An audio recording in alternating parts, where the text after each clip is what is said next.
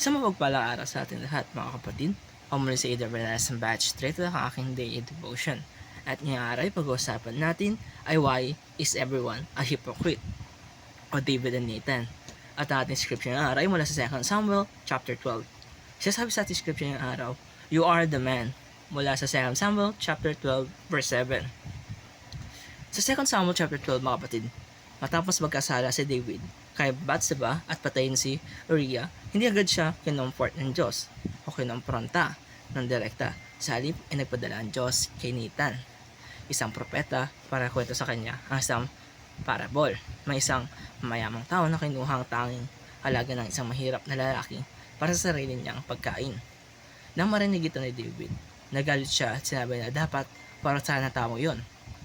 Pero biglang sinabi ni Nathan ng mga salitang tumama kay David, you are the man. Doon niya na-realize na kinakwento ay siya mismo. Pinapakita nito ang isang uncomfortable truth. Madalas mabilis tayo makakita ng mali sa ibang tao mga kapatid. Pero tayo ay bulag sa sarili nating mga kamalian o sa kasalanan. Kaya minsan tinatanong natin, why is everyone a hypocrite? Pero ang mas hanis na tanong ay, ma-hypocrisy ba sa akin? Ang hypocrisy ay kapag iba ang tingin natin sa sarili natin kumpara sa kung paano tayo napaperceive sa harap ng Diyos. Kapag mas mabilis tayong husga kaysa sa mag-self-reflect, doon nagsisimula ang problema. Si David ay isang man after God's own heart. Pero hindi ibig sabihin na perfect na siya. Nagkamali siya ng malaki. Pero kaibahan niya ay handa siyang tanggapin ang correction na kanyang tatanggapin. Hindi siya nag-deny, hindi siya nag-excuse. He admitted his sin, tinanggap niya.